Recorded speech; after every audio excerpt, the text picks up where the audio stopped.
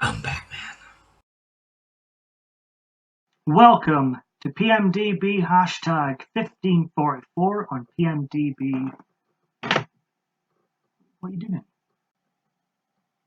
On PMDB free. I've currently got a Maniac in here with a PS2 chainsaw controller.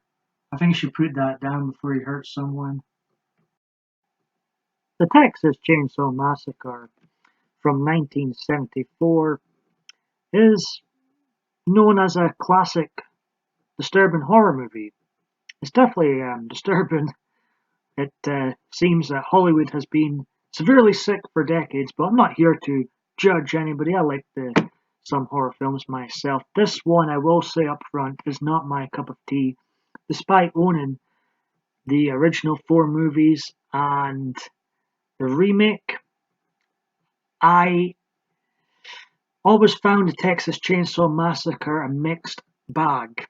Anyways, it features uh, starring Marlon Burns, I believe her name is, who plays the leading girl in this movie, Sally, who is like a mixed bag too, because from before she is captured by this family of cannibals, she is very annoying throughout this film and is a bit off with her uh, brother Franklin, who before he's killed off, spoilers, Um, he's by far the most interesting out of the teenagers in this film. The rest of the teenagers in this film, Jerry, Kirk, Pam, all very forgettable. Um, but I will say Kirk and Pam's death scenes are pretty powerful, and the way Pam has to watch Leatherface do something quite disturbing to Kirk, her boyfriend Kirk in this film. It's very disturbing. Then the three villains, the three cannibals in this film, are known as the Hitchhiker. He's probably the most insane, crazy killer in this film. He's totally out there and very well acted. And I'm not sure who played this guy, the Hitchhiker, in the film, but he's him and the cook. I would say are the two best actors in this film. The cook is credited as the old man in this film, but I think most people know him just as the cook. And then, of course, is the Leatherface, whom is like the face of this franchise.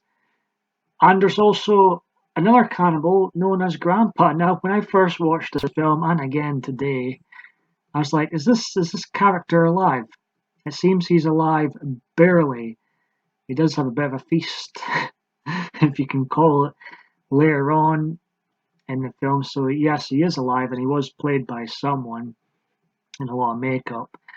Um, the film's directed, of course, by Toby Hooper, and yeah, I can only give it a 6 out of 10 if I'm being honest. It's really not my cup of tea, but judging it from a disturbing horror, you feel like you are friggin' Sally in this film. Like you feel like you're going through the same torture that she's going through. It's a very disturbing tone and atmosphere, and by the end of it, she looks exhausted, and you will feel exhausted. I would recommend watching this film at least once if you're a horror film fan, or just intrigued if you've heard about this cult classic before. It's not one. I mean, this is the first time I've watched it all the way through in years.